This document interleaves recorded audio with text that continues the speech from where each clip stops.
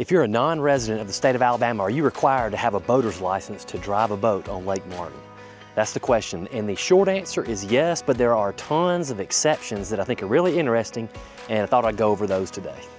So yeah, this is a law that just passed last year when I'm making this, and it's HB 375, and it says that everybody has to have a license to operate a motorized vehicle on Lake Martin. So that goes for non-residents too. So if your official residence is somewhere other than the state of Alabama, yes, you have to have an operator's license. You have to pass a test that's given by the state. But there are like 3 huge exceptions to this rule. All right, so exception number 1 is if it's non-motorized. So we're talking like they say in the regs, a sailboat, a canoe, a rowboat. I'm not sure how many times I've seen a rowboat on Lake Martin, but if it's a non-motorized boat like that, you don't have to have a license.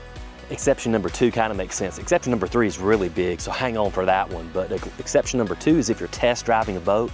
Like if you come from out of state, like right now I'm at the Ridge Marina, and if you were test driving a boat here and you're accompanied by somebody from the marina, like the Ridge Marina, that was with you, you would not have to have a license then. Another really big exception is if you have a boater's license in your state and it reciprocates with Alabama, you don't have to take the Alabama one separately.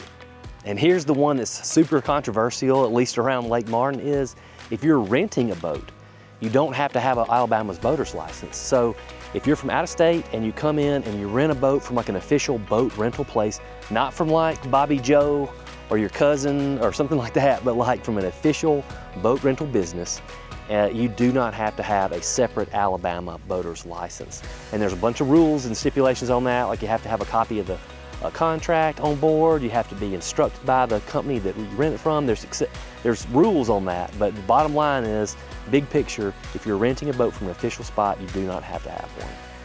And that was kind of controversial because, I mean, I hear a lot of people around here going, oh, it's these, you know, all these crazy drivers.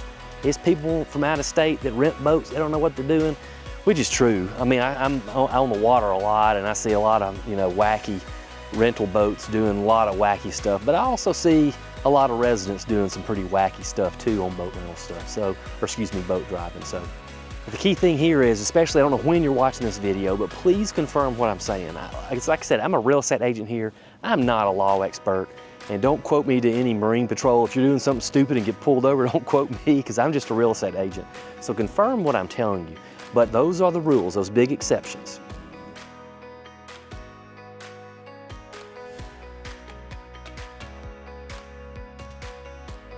By the way, I'm John Coley, and it's my mission to be the most helpful real estate agent on Lake Martin, bar none. And that's why I make these videos. That's how I get a lot of my clients. So if you think we might be a good fit, please give me a call. I'd love to work with you. Now, while you're here, if you are operating a boat, be safe. Have a designated driver, do all the right things, use your common sense, follow the laws, and take it easy. It's fun, right? We're opening a new boating season here, so let's all have fun, let's all have common sense, and it is a wonderful place to boat. I grew up here, I love it. It's awesome, so come, have fun, be safe. Thanks.